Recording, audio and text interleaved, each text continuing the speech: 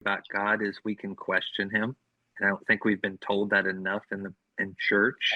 I think if you were raised in church, we almost had this unsaid thing that you can't question God.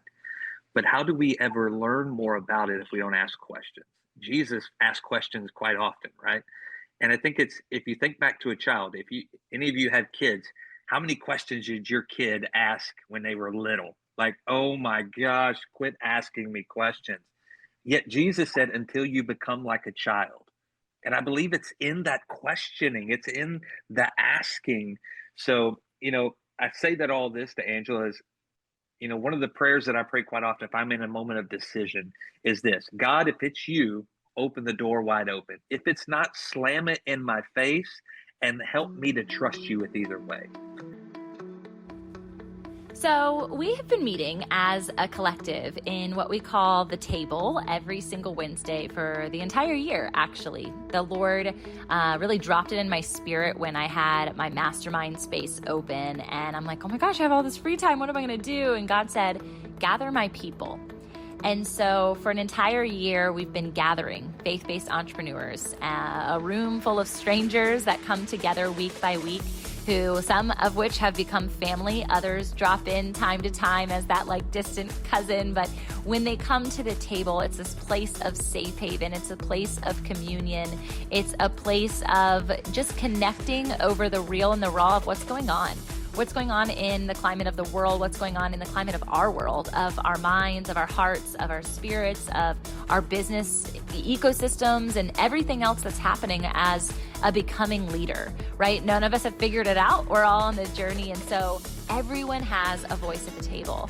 And over the course of this year, we have had so many people come in who they want to be there every single week and they just don't have the capability, whether their schedule or whatever it is. And they're unable to be there, and they want a recording. They want to listen. And I'm like, no, this is a sanctuary. I initially was pretty steadfast. I had no hearing from the Lord that I was supposed to release it any other way, that this was supposed to be a safe space. And about 8.5 months in, the Lord said, you can share now. And it was a conversation that I brought to the table because it's not mine to share. It's not Anthony's to share. It's a sacred space. And the conversations are getting richer and richer and richer because the presence dwells when we gather in this way. We know when 2 or more are gathered, there he will be. And he has always been. There's been prophetic understanding. There's been worship. There's been devout prayer. There's been healing that's happened. There's been storytelling. There's been testimony sharing. There's been, lens of how do we get by with understanding of obedience, with understanding of discipline, with understanding of the good stuff, right? The rich stuff, the fruit bearing things that we get to experience on this side of heaven. So when we decided we're going to start recording, I was just going to do it once a month. And I brought it to the table and everyone was like, no, I want every single recording is so good. How are you going to decipher when something's going to happen or when someone's going to say something that you just really fully need? So we now have a recorded sanctuary. And for those who know us as a mobilized church, this is not news because whenever people listen to virtual churches, they get to hear from the pastor every single week. But the variability on hearing the table is that it's not just the pastors, it's not just the minister, it's not just the people who we're bringing in for an episode. It's a collective, it's the whole body. And it's from people all over, from all different walks of life, from all different entrepreneurial backgrounds, and all different elements and spaces in their faith journey too. And it's beautiful. It's so rich. And I really believe that you guys are going to get a behind the scenes. And this is an invitation. This is not a BTS. You don't have to stay behind the scenes. This is an invitation for you to come and dwell with us at the table. And so I hope that this ignites you enough to say, you know what? I want in on that conversation. And your voice will be heard too. But most importantly, your heart will be brought into the union of all of us together. And that togetherness is something that entrepreneurs often experience the opposite of, which is isolation. So no more isolation in our journeys of entrepreneurial mission-driven leadership and no more isolation in our spiritual journeys. This is a time for us to truly commune and for everyone to get the microphone, which is different than the regular church, but it is a mobilized church. And it's the way that Jesus hung out with the people that he loved. And so the people that he was teaching, right? So we're here to teach, we're here to learn, we're here to talk, but we're also here to listen. Tune in to the Founder Collective table and know you can go to the show notes below and get the invitation to come week by week. It's 12 o'clock Eastern on Wednesdays. We love you. Thanks for joining us at the table. Absolutely. Sometimes I come in here and everybody's just kind of sitting here all quiet. So it's good to see that you guys are coming in ready to talk today. That means I don't have to do it all. Well, we'll let you if you want. I know that feeling, sir. Right. I know that feeling. Tamara's not with us today. She's always out on the second Wednesday of the month. Don't put that on your calendar next month and say, well, Tamara's not here. I'm not going to be here, because I need you here. But it's exciting to have all of you. We'll wait a couple more minutes because we're a little early today. So we'll let a couple more minutes go by and get some more people in, and then we'll get to go. You know, I found out something pretty cool today. I didn't know that there was a Christian Chamber of Commerce. Yep. I heard about the Kingdom Chamber of Commerce, but I didn't know about the Christian Chamber of Commerce. So I talked with them today. So that's pretty exciting. Where are you located at, Angela? Outside of DC in Maryland. Okay.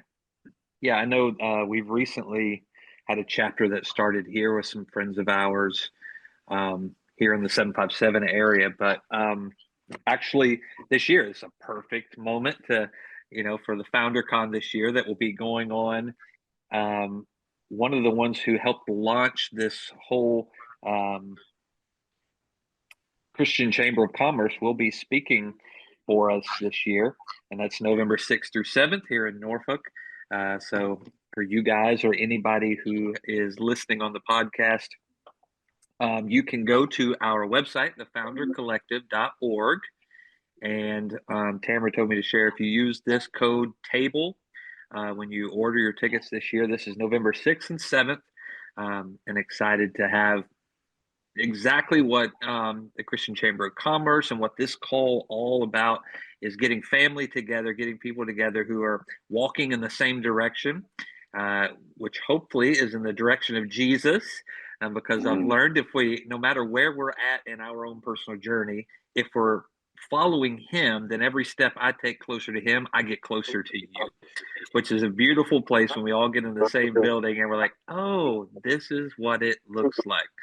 So excited for all of us to gather. We've not been together physically in 2 years. Last year we did it virtually due to some just life things that occurred, but we're happy to be back this year, and we're bringing it to our hometown here in Norfolk. So excited for that. So if anybody is free those couple of days, or you're looking to set up your schedule for the next couple of months, I can assure you it will be a moment of investment into relationships, networking, and the people who are going to speak on that stage this year will definitely give you some downloads and information that's going to help you not only personally, relationally, but also in our entrepreneurial endeavors. So excited for those couple of days together. Absolutely. I'm not a big selling person, so that's all I'm going to say about that. We're going to move forward. I enjoy this right here, these moments of conversation and connection. If y'all don't know, I know relatively new faces that kind of know of me, maybe. Tamara, she knows me. Tammy comes to our church, so she gets to experience me every week. But as a local pastor, this has been the journey for me. Is God took me out of church for a season to transition me back in when I realized the power of moments like this. And I encounter a lot of people who want the stage, who want the platform, and they want the social media following, but they don't realize the power of this right here to help. I don't even want to say establish that, but it allows me now to go back into that place of platform, and that is not my pursuit anymore. Many times those moments are because of these moments right here that have challenged, positioned, grown me in a way to communicate the power of conversation relationship, but also to listen. And it's weird to say from a stage, it's hard to listen sometimes. But I think if we're really being honest, even in stage moments, whether it be preaching or what, we are in the midst of a conversation. So I try to get to that place now that when I'm speaking, when I'm sharing, when whatever God's given me, I want to put you into a place of conversation. First and foremost, with yourself, that's the hardest person to have a conversation with sometimes, is to look inward and say, man, that's something I need to work on, or wow, that's something I've walked through and I'm better because of it. Both of those are reflection and inflection moments, if you think about it. The second thing is I want to put you in a conversation with God because I believe He will always have something better than me. So while I may scratch the surface of something, if I can put you at that table with Him in that conversation, He's going to stretch you beyond anything I could even think to. So I think that's the power of this table right now is everyone that's here, we all have a part to play in that sharing, giving, and gaining, and allowing God to use these moments to grow us together, grow us also individually, and grow us with Him. So excited about today and just another chance to come to the table and have a conversation. So we'll kick her off the bat. I know we have a few more in here now. Man, where has God got you today? Somebody just got something you're kind of setting in. Maybe you learned a hard lesson this week. Maybe you don't even know why you're in the place or the thought process you're in right now. And maybe this is the moment you share it with somebody who can help you. So is anybody just in that place that has something to share? Hey, I do. I'm so glad to be here today. Yeah, so God's kind of had me in a place this week of there's a lot of big things that He's doing in our life, and we're kind of walking through transition. And kind of where I've been sitting is that it's easy to say yes and obey God sometimes when things are exciting and new, and you want to get in and just can't wait to get your hands dirty and start doing the work. But it's a little bit harder when there's also those things that He's asking you to let go of so that you can do those things. Um, and making those decisions is a little bit harder. And so that's kind of what I've been wrestling with a little bit this week is just the, making sure it's the right thing. And one thing God's had me sitting with is, am I running away from something or am I running to something? And so I've come back to, I'm running into ministry head on. And it's not that the thing that He's asking me to let go of is bad. It's a good thing, but He has to kind of remove the good things so better fruit can grow. And so that's kind of where I've been sitting. And it's just hard to, like, when you start to get pulled back into that, I need to let go of this, and then like getting ready to open your hands, but then it's like, but what if? And I know that's the human side of things, but and I know I am not alone in that struggle. Anybody who's been in ministry, anybody who's, taken a leap of faith to start a business or do anything, you kind of understand that as well. And so that's just where I'm at in the wrestling. And, I've just really this week, as those things have come up, I've just been reaching out and like talking to other Christian friends and just letting people know and being like, pray for me because this is where I'm stuck. So I'd be interested to hear anybody else who's kind of been in that situation. What did you find that was helpful to you in those moments of letting go? I'm going to open the floor first, Heather. If there was ever a moment that you took the ball and put it on the tee and said, okay, swing away. This is me. This is my lane. This is the last 7 years of my life. But before I just jump in and bogard the conversation, anybody have any thoughts for Heather in this moment? Yeah. Um, that's been my year of probably the last 3 months, 4 months is just realizing when I forgive people inside that I've had bitterness to, that allows me to open up my hands to receive even more. And it's for me, I want to hold on because it's comfortable and I don't want to let go of that pain because it's been there. And but trusting God to take that away and to restore it, restore joy and peace and in His way, it's really hard not to give into the flesh and what we want. And just going back and living in comfort, and it's hard to get out of the cyclical cycle, but the easiest but hardest way to do that is by what she said, is opening up our hands and giving all of our burdens, our sorrows, our shame, and asking God to forgive us for where we're not where we feel like he wants us to be when we're not. Yeah. Anybody else? I'll So Heather, go. oh, go ahead. Go ahead. Hi, I'm Christina for those I haven't met. So I know a few of you have been on this call when I've been on here, and one of the hardest things I had to do was sit in a very toxic environment, corporate work environment, um, until he told me to go. And so, sitting there, being patient and waiting is probably the hardest thing I've ever had to do. And then when it was time to go, it was time to go. And I didn't understand it. I still was scared. I didn't want to do it, but I left that environment, and he provided the new place where I could feel supported, and just be able to do use the tools and the gifts that he's given me.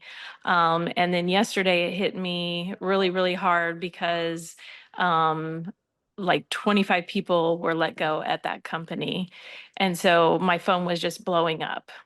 And it was just in that moment, I called my husband and I said, can we just celebrate and pray that, God gave us that provision. I talked to Chris last night, so he's heard this before, but that he provided that protection. And now those people that I care about are going through something so traumatic, where their boxes were there at the lobby waiting for them. And I'm overwhelmed and humbled that he was able to protect me from that, because it is such a hard thing with your identity when you get something taken away from you like that. When it had nothing to do with you, it had nothing to do with your skills or your performance. It was just a decision that was made. But I think it's important for us to celebrate when we see those moments where he has protected us from something we couldn't even see. And we even, can fight it. Like I was fighting leaving because I was like, I don't want to leave. It's comfortable. I think that's what Josh said. It's comfortable. And I only know the chaos. I only know that you know, environment. So I don't know if that helps anybody today, but I think it's such an important thing to reflect back and remember that he knows the ways before us. And even though we're like, it doesn't make sense, and I don't know if I can do this, and I don't know if I'm strong enough, that he's strong enough. Anyone else? This, Heather, I think this is important. I went through the same thing. I was born and raised in church, raised in a pastor's home. Through a season of life, had gotten out of church through the Navy and joined back into church, and fell into what I knew to do, being in church my whole life. And there was this progression, and I was walking into ministry, but there came a moment where God pulled me out of it, and I didn't understand it at the time. It was I was on a path. Conversation with my pastor at the time. I was the next pastor of that church. I was all good things, but I had slowly circumvented God out of it and just trusted what I thought was good. And I think the first thing you have to understand is what's God in one season may just be good in the next. God will always be good. Good will not always be God. And this has happened a lot in the church because we've allowed, I think the other piece of what we miss is the first commandment that was ever given to us is thou shalt have no other gods before me. The hardest one for us ever to overcome will always be the first commandment, because what was God in one season can slowly become good and become our God. Then we begin to bow to what we know. Heather, you said something very powerful, and I share this with a lot of people. just because we're running doesn't mean we're running toward, and doing something. There's a lot of people who are doing successful things, but they're running from something. And eventually you're going to run into something you didn't intend to, because you weren't looking forward. You are always focused on your back. Josh, you said it about unforgiveness.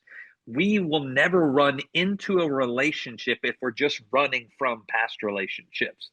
And while it may seem good, but there will come a time where, because you're not intent on where you're going and how you're doing it, you're going to misstep. And I watch a lot of men and women, entrepreneurs, that just want to be more successful than their parents were. I want to be a better husband than my father was, or better mother, or better wife than my mom, or whatever it was. We have broken models, and we want to be better than that. It could be even better than us. Like, we had a broken season. I don't ever want to be that again. We're running from something.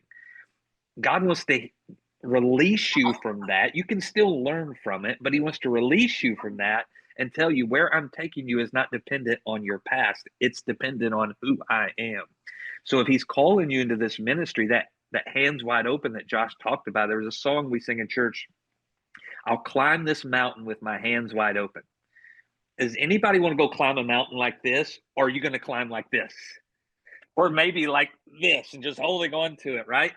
There is such a powerful moment when you realize what he's asking us to do, if we trust him, is to walk into every moment that is a mountain with our hands wide open, saying, take what I don't need, restore what I do need, and let me trust you with all of it, with every step, with every moment. So Heather, if he's calling you to it, lean into that place.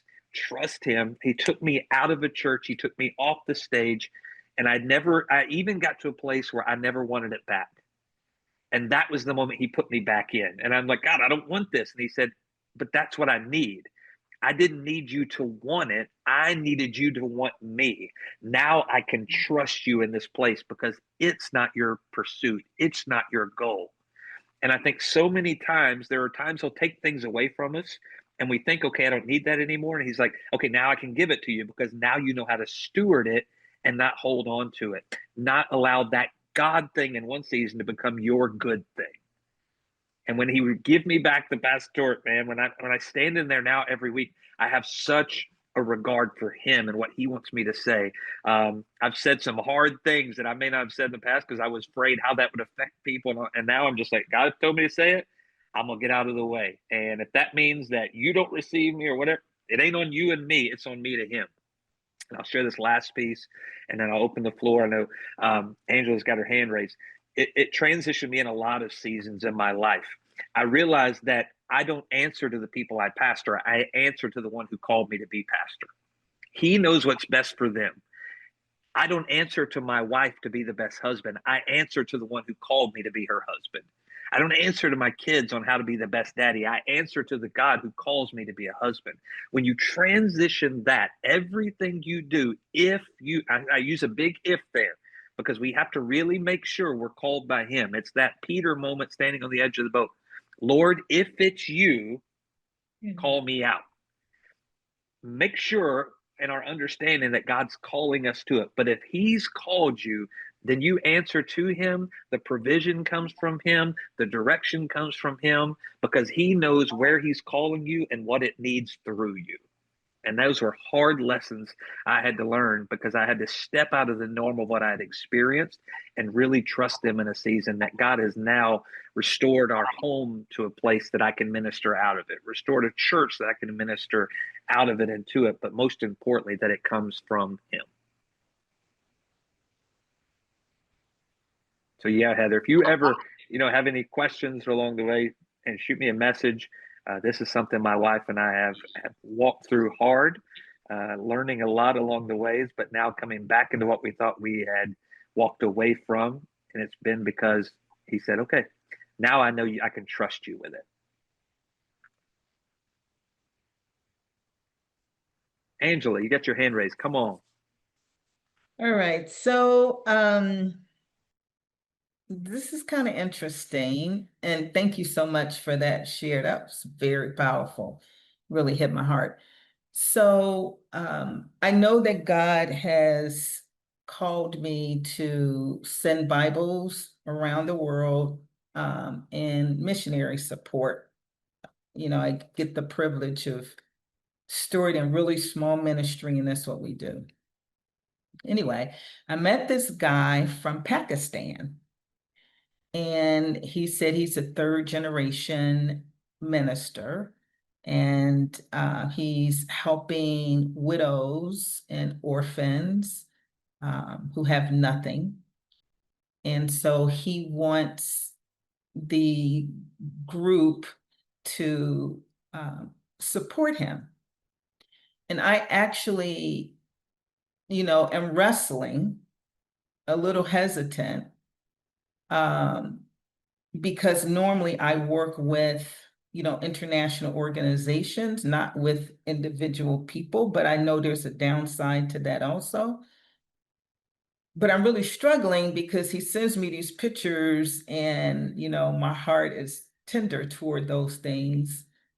But then I talked to some representatives of some of the organizations, and they're saying, just be careful because there are a lot of people, not just third world countries, but everywhere, who will have photos and they will have all of these things, but it's not real because they target Western cultures.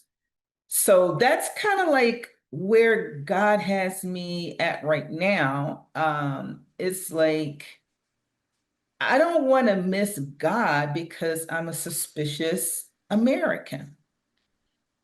But I also, I know what the calling is to stay true to what God is calling us to. I don't know if that's like veering off or, you know what I mean? So I'm wrestling with that right now. I would love anybody who has some insight to share. And I'm praying about it, but it feels like really weird. It's like all of these years, so, oh yeah, we support the gospel around the world with Bibles and missionary support.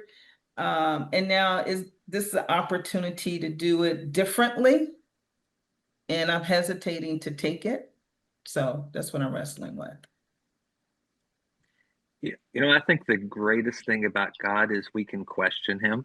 And I don't think we've been told that enough in church. I think if you were raised in church, we almost had this unsaid thing that you can't question God. But how do we ever learn more about it if we don't ask questions? Jesus asked questions quite often, right? And I think if you think back to a child, if any of you have kids, how many questions did your kid ask when they were little? Like, oh my gosh, quit asking me questions. Yet Jesus said, until you become like a child. And I believe it's in that questioning, it's in the asking.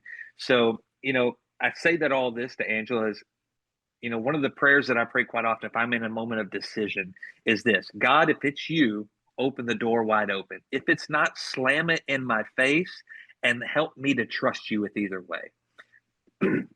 The second lesson I've learned in ministry is let my yes be my yes and my no be my no. Know that what God's called me to do and what he's not called me to do. Because I can get busy chasing everybody else's ministry. I have people all the time reach out to me. We'd love for you to minister to our church in Pakistan, Syria, all these things. I know that that's not my calling in this season. I am where I'm at, and God's called me to do it. I know the moment in connections with ministers and people who are doing things that we're not doing, there's a calmness in my spirit to give it or not. And no person can make me feel bad about that because I'm not doing it because of what I have, what I don't have. I'm doing it because what God has told me to do. And if he's not told me to do it and it needs to be done, guess what? Somebody else, that's what they're supposed to do, not what I'm supposed to do. We can get busy doing every good thing and miss our God thing. So I just encourage you to lean in and know that also there's times that I've missed it. And I see the need be taken care of because I'm not the single source of failure for God to get into the earth. I'm just a part of the puzzle. So there is those moments we're going to miss it and fall short. It's kind of like that homeless person on the street. If rarely have cash in my pocket, but if I'm with somebody, if I see that need and it's in my pocket, and God said, give it to them, I stopped asking, what are they going to do with what I give them? If I have it and to give, then he tells me to give it. Then the moment I let go, it's not mine anymore. I have no control of it. So then we don't give what he's not provided us to give. We don't give outside of our means. We trust the provider to give what he's given us to give. So it's those moments of resource, need that he will provide and connect our heart with his to do that. Heather, I see you have your hand raised. Yeah, I love it that you bring that up, because I feel like that just kind of transcends not just your situation, but so many when we're talking about letting go of anything. If it's resources to help, or just like letting go in the way that my husband and I are. And it just really made me think about Philippians. So we've been kind of going through this at church, and Philippians 1:9 says, this is Paul writing to Philippi, and this is my prayer, that your love may abound more and more in knowledge and depth of insight, so that you may be able to discern what is best and may be pure and blameless for the day of Christ. And I think walking in that, where we are asking him to give us that discernment of what we should be doing, that's sometimes really hard, because I think our human selves, we want to know everything. We want to know the outcome. We want to, God's in the driver's seat, but we want to jump over there and help him out a little bit and like just figure out, what is the right answer. But I think just being able to talk to him about it, and then taking that into, account, like Anthony said, with like the homeless person, you give them the money and then whatever they do with it, that's kind of on them. And so this is where the struggle comes in with our letting go, is that my husband, we're in this together, right? We're walking through this together. And so he's more of that analytical, okay, I need to know finances, I need to know dates, I need to know this. Like, it all has to make sense for him. And that's where he struggles. And so when we're talking about letting go of some of the things that, God is asking us to release, he's really struggling with that, which is probably putting a little bit more pressure on myself now, because I'm like, I want him to feel comfortable. But like I told him today, I said, you know what, if you'll just take my hand, and if you don't have the faith I do right now, and we're just going to trust that God is doing the thing, right? He's doing a new thing, and he's never not provided, taken care of us before. He's never steered us wrong in any ministry or in anything that he's had us give away, or anybody that he's had us help. Like, it's always been for the good. And so I love that you brought that up, because I just feel like that is the theme, is just something that we all deal with, anytime we're wanting to open up our hands and let go. I love that you bring that up from a marriage perspective, Heather, because what I've experienced with my wife, Morgan, and I is we have a piece of the puzzle. We don't have it all. So it's in that practical mindset that I have and the emotional one that she has. Together, we're stronger. But always remember, there's a devil that knows how we're wired too, and he will use it against us if we're not careful, to delay or distract us from what God's called us to do. So we always have to know that voice that's accusing us, because he will try to accuse you into doing a lot of things, so you'll neglect the thing you're supposed to be doing. And he will use my practical nature, and he will cripple me in the what ifs and all that. And we men sometimes don't step into those faithful moments because we need all the answers. That's been me. Or my wife, he can accuse her in that place of empathy and gets her where her heart's for everyone, and God's like, no, I need you to focus right here. So together, the two of us. So Angela, I don't know if you're married or not, but that's the beauty of this. Josh, I know is not married. It's then we can get a place in that stuck of like, okay, I got to find a helpmate. No, the beauty is God is your helpmate in that moment. Like Paul was never married. Why? Because God was his helpmate. So even in that place of what we aren't wired to do, God provides that. So just lean in, Angela, and trust him, his leading, and say those what seems to be hard for us. God, is this you, or is this me, or is this somebody else? I just want to pursue you. And if I'm not supposed to be the one, then God send a blessing their way. And that's been times that somebody's asked me for something and I don't feel called to be a part of that or necessarily. I'm gonna bless them. I don't have that, but what I do want to is pray over you that God would send the right one, because I know by removing the wrong one, his way will always be better. And I've shared that even in ministry in our church, that whenever God says it's time for me to go, I need to get out of the way because his way will always be better. Whoever's coming in next will take them to a place I can't take them. And I think sometimes if we step in and we become their provider, then we remove the ability for God to be the provider. And that can happen, especially in charity and ministry sometimes, is when we're out of his will, we become their savior, we become their provider, and we don't allow God to be that. I don't know if that helped, Angela. That did help. And let me just give you this one last little thing. I don't want to take up all the time. But, one of the things that came to my heart is why not teach these women whatever craft they can do, teach them to use their craft to earn money, because they will always be beggars if they're looking for a handout from theory. They'll always be beggars.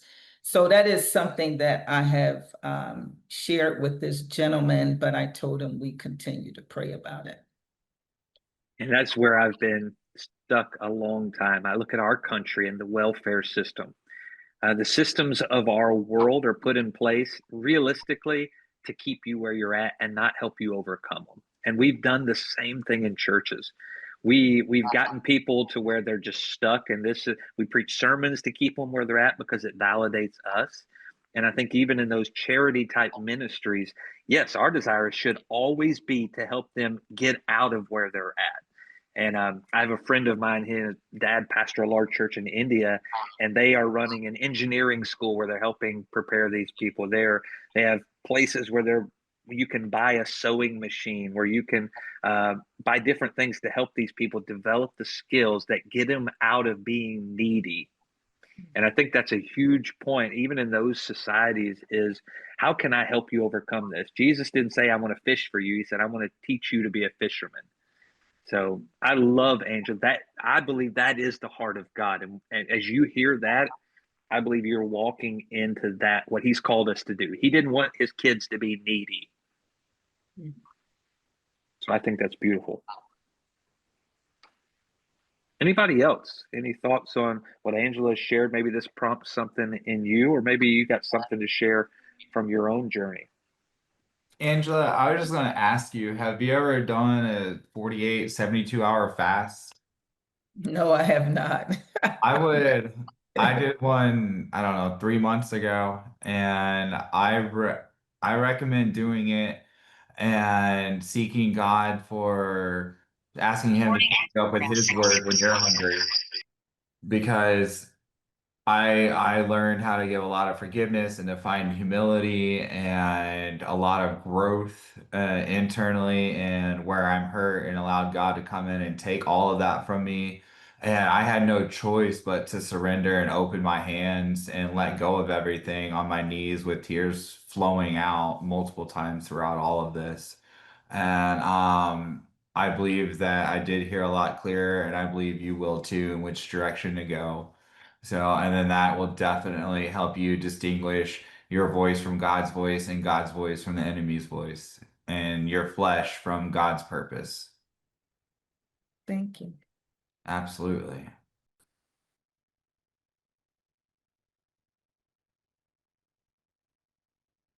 It has to be all water though, no protein, just all water. Liquid. I'll challenge you a little bit, Josh. I think we have to be careful of the have-tos. I think that's the invitation, but that's where we Sure. can become very traditional and religious in our understandings. Because I've been a part of those, and then we put our understanding on it. I think the invitation is that place. I think there is of walking out of what we think we need, but I know some people do have health concerns that do require some other things. So absolutely, we don't want anybody in the hospital. yeah, but Jesus did talk a lot about fasting, and maybe we don't talk about it enough, but it is really getting away even from our basic needs and trusting God with all of that. Yeah. And that is the place of clarity because we do get clouded with a lot of things. It saves money on groceries for the week too. I'll just add that water just drinking water alone can put you in the hospital because it will deplete you. You need to have sodium. So I'm kind of what I do for a living, so I know a little bit about it. So make sure you have that minerals salt, even if it's just the Celtic salt that you put in it, if you're doing just water, because water does not have anything in it that your body needs to function, and it actually will deplete you further. So when you're fasting, be careful with that. You can do maybe some soup with some like broth or some bone broth or something like that to get your sodium, keep your sodium levels up. But we're not made of water. We run on minerals, we're salt and light. And so just saying, I fast a lot and I'm a big fan of fasting, but people can get really sick and have headaches and all those things will start happening. That's a depletion problem. It's not an addiction to caffeine or anything like that problem. It's actually a depletion problem. So the body starts like clamping down. I mean, I could talk about it forever, but I'm just saying, we're on the same place, Josh. I just didn't want anyone to think that, that water was like good. I learned a lot from you just now. So, Yeah. maybe we'll have you lead the first FounderCon fast, There's It so wouldn't be much the to it. first. We it started probably 2 years ago. Tamara started doing it at the beginning of the year. I think Angel, you just shared you're about to do a 21-day fast. Here's what I will say with fasting, though. I think there is preparation for it. I think we miss that so many times, and I just walked through this with a friend of mine who felt led to start a fast, and he went cold turkey, 7 days, only water. And he walked out of it and said, bro, I have so much clarity in my life. However, he spent a day in the hospital because of it. Yes, God spoke to him and it changed some very valuable things in his relationships and his walk with God. But he said, the first thing I realized is next time I do this, there will be some preparation on my part. So yeah, I think that's important. But fasting should be a vital part of what we do because it is that the letting go of what we need and trusting the provider in those moments. And, Jesus talked about it. The New Testament church talks about it. It's important sometimes to supplement our prayers with that fasting to fully lean into who he is. Anybody have anything else? Chris, you've been on the call. You've been really quiet today. I know you always have something to add. Not yet. I mean, fasting, I've done a lot of fasting, and I led our church on a 21-day fast, and fasting is an act of spiritual warfare. From my perspective, like you are declaring that you're coming against the enemy and you're taking back authority in so many areas. And like, I think that's great advice that Josh gave to you, Angela, to fast about it, because it just removes all the distractions. It weakens our flesh. It strengthens our spirit, and it just gives us so much more clarity and discernment because our flesh loves to be distracted. It loves to be pulled in so many different directions. And when you're fasting, so much of the distraction disappears, because if we actually think about how much energy we put into meals and planning our meals and thinking about our meals and preparing our meals and cleaning up after our meals, when it's like you remove such a significant part of what our flesh craves and desires, it opens up a new space in your mind. And I know that when I fasted for the first time, that's when I ended up giving my life to Jesus. The second time I fasted is when my mom got delivered from 35 years of drug and alcohol addiction. The next time I fasted after that, God revealed my business. And so every time I've fasted, it's been massive transformation and revelation.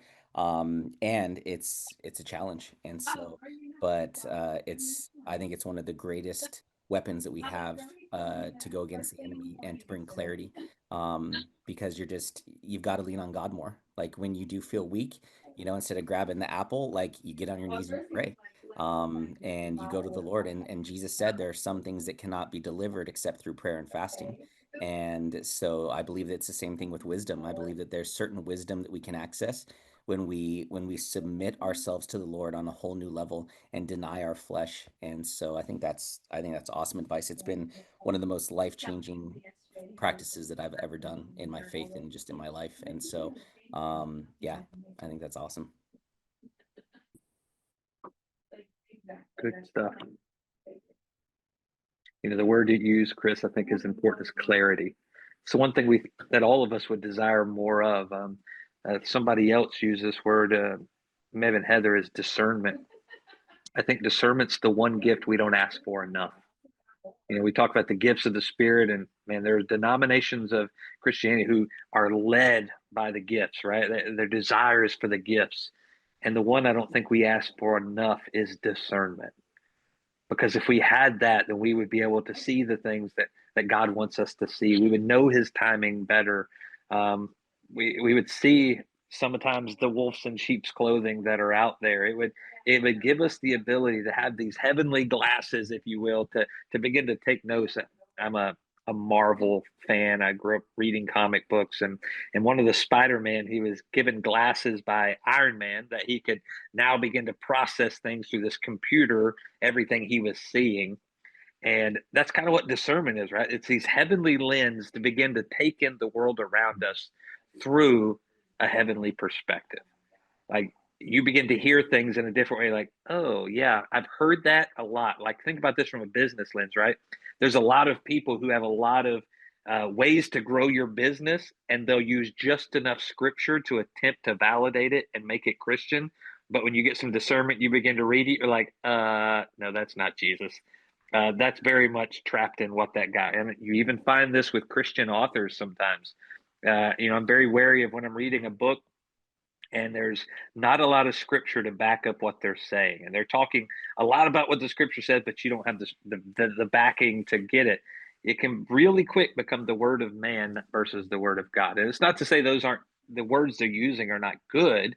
However, I always, with a discerning eye, say, is this from God's heart or is this from man's heart? And I can read a book that's from man's heart and I can get something good from it. However, I won't let that distract me from what God's trying to tell me to. I may use that to add on or to stretch me in a way physically or mentally, but I won't let that distract me spiritually. My dad had a great saying growing up. I remember somebody came and knocked on the door one time, and my dad's a pastor, and he came in and he had a Book of Mormon that the person dropped off, and he had it, and I was like, what are you doing with that? He's like, I'm going to read it. And I was like, that kind of goes against what you preach. And he said, just because I chew on something doesn't mean I'll swallow it. And he said, this gives me a way to understand who I'm ministering to. And I was like, that's a powerful statement if you think about this. I can chew on anything doesn't mean I'll swallow it. Somebody gives you a book and you start reading it, don't be so quick to swallow it down, because it may do more worse than help. You can chew on it, but there's been times I read through a book and I may get through the first couple pages, like, there's nothing good that I can take from this because I see the heart of it. There's been times I've read through something and I'll pull out bits and pieces here or there. And there's times I read through a book like, dang, I didn't know how bad I needed that one. So I think that's an important thing to take away from all of that. Anybody have anything else? We are right at the 45-minute mark. We want to be very intentional. I know a lot of you are on your lunch breaks and get in here. But if anybody has anything, we don't want you to carry it out. If you got a nugget that God showed you this week you want to share, just want to be intentional with those moments. Dustin, I see you and Mike. It's always interesting to study Job and understand his, like you mentioned earlier, Anthony, questioning God in the midst of extreme suffering and extreme agony, but doing it in such a way that it's not like accusatory, but really asking him, why on earth is this going on? You're all the Almighty. You're the Eloah. You're the one that created me. You formed me out of the fine clay. You're the one that knows my very sinews. You're my very, you know, my very bones. You allowed me to have success. You allowed me to have a whole family. But yet now I'm sitting here in the dirt. I don't understand, Lord. Why? And yet in chapter 10, he's just in this turmoil of, I don't understand. I'll still hold on. I'm not trying to blame you, Lord, but I don't understand this at all. And yet he's sitting there in this immense agony, immense pain, immense frustration. And he's not necessarily accusing God, but yet he knows God is Eloah, a very unique term referred to in the Hebrew literature and poetic terms that isn't really used other places in scripture. And when you dig into the Hebrew, you really get this sense of covenant that he had with God, and yet he knows that God is allowing this to happen, but yet he seems like he would rather die, but yet he knows God is a covenant keeping God. We've all been there at times, but yet do we struggle like Job does and actually have that conversation with God, or do we in our Christianese just throw it all out? Do we struggle, or do we just throw it all out and say forget it? Are we willing to have that conversation with God like you were talking about earlier, Anthony, and really question it and dig in deeply? Because we have those times like Viktor Frankl did, the one from World War II who was that psychologist and yet survived because of his mindset. Are we willing to dig into our relationship with God and hold on to everything, even though the midst of it doesn't look like it's going to really amount to anything? You know, it's funny. I always go to the story of Job, and it was in that moment that Job got down to his lowest that he could finally hear the voice that needed to give him the words he needed to hear. Because it says in the midst of that, he's complaining to all the men in his life, the godly counsel he would see are his friends, and it's the young man who gives him the word that needs to shift his heart back towards God. And if you think about that from the perspective of that moment, that's not a voice that would have normally been able to speak into that situation because he didn't have the time, the wisdom, the life lived. But it's in that moment of need that God got Job to a place of discernment that he could hear a voice that he may not have heard before. And I think that's to that place that no matter what we go through, sometimes God is just removing the noise, removing the filters, removing the expectations even of where and what it sounds like or what we'll get. And it's in that place that now we receive that new thing, that fresh thing. And it's like, wow, I didn't know that's what I needed. For me, it's like God had to take me out of one thing and put me in a new, that I could hear this fresh perspective. This sometimes he'll put you in a new circle of people to be challenged out of the mindsets of a past season. So it's important to know. Tammy, get your hand raised. Come on. I think the one thing that's been resonating with me from a personal space and then from what I'm hearing in the group today is just finding contentment in the place that God has you waiting, in the season that he has you waiting, and just finding contentment in those places that are uncomfortable. And often we talk about like the difference between joy and happiness, and the joy of the Lord is our strength. It's finding that joy and contentment in those places that are not joyful. It's finding joy and contentment in those places that are hard, where we don't know the answers, where we are maybe in that moment of fasting and praying, and just finding not just contentment, but even joy in them, until he reveals what the purpose behind it all is. And I'm personally in a season where I don't like where I'm at. But I also know I'm where I'm at because this is a season he's put me in. And I struggle with finding joy a lot of days. I struggle with finding contentment a lot of days. But that is the one thing that he's been telling me in different ways lately, is that I'm where I'm supposed to be, whether I like it or not. And I need to find contentment in that season and be productive in that season. And he'll take me to the next place when he's ready. But right now, this is my time of waiting and just finding contentment in that. So Yeah, what you referenced, Tammy, was gifts of the Spirit, that love, joy, peace, patience. The gifts of the Spirit are dependent of what's in you and independent of what's out of you. Yeah. Happiness is dependent on our outside experience. Joy is dependent on the Holy Spirit within us. So regardless of what happens outside of us, if we have joy, our storm won't change where we're at. If we have peace, our storm won't change that, because we know regardless of what I'm walking through, I know who I'm walking through it with. And I think that's the importance of that Holy Spirit. In the world around us, it shifts and changes, relationships, all the things, the emotional aspect of it.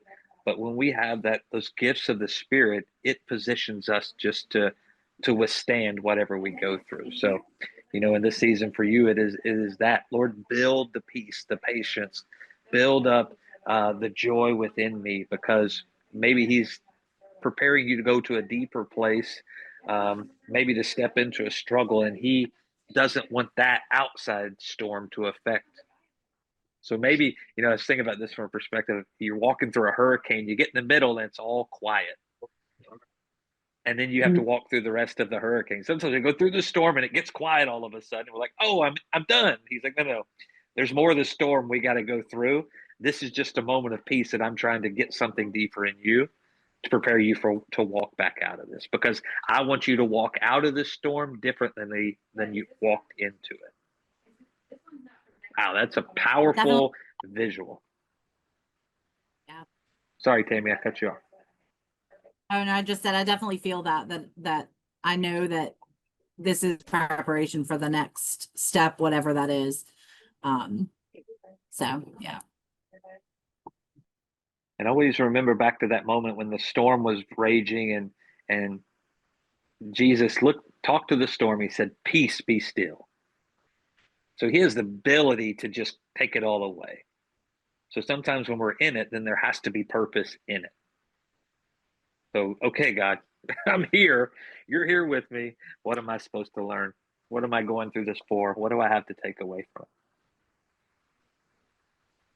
it? Good stuff. Well, we're right at the hour.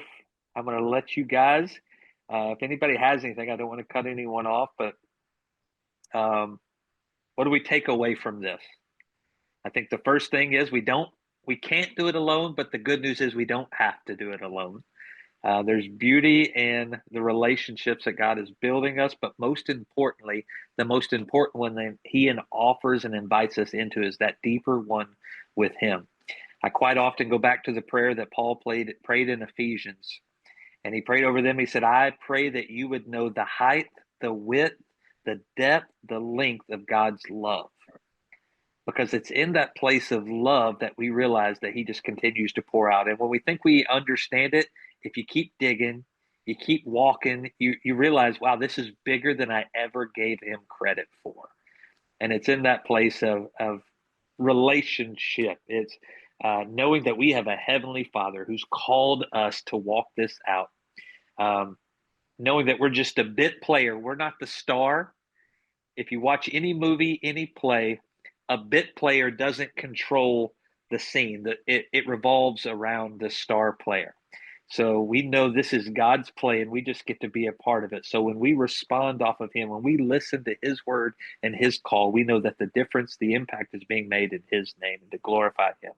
So I encourage you, keep leaning, learning, listening, growing, because those are the places He's going to use you for His good, and to let somebody know that there is hope in a hopeless situation, hope in a hopeless world, because we have a great big God. So God bless you all. Have an amazing week. Hope to see you back again. If you have not bought your ticket yet, go to thefoundercollective.org. You can click on there and get tickets now. Use the code TABLE to get some off of that. But that is going to be coming up here in the month of November, the first week in November. We're excited. It's going to be a chance that we can take what's happening on the screen, maybe if you're listening to this via podcast, on your radio right now, and we can come together, hug necks, and just enjoy that time together, that breathing in moment. So then when God breathes us out, to go make a difference in the world around us. So God bless you. Have an amazing week, and we'll see you back here next Wednesday.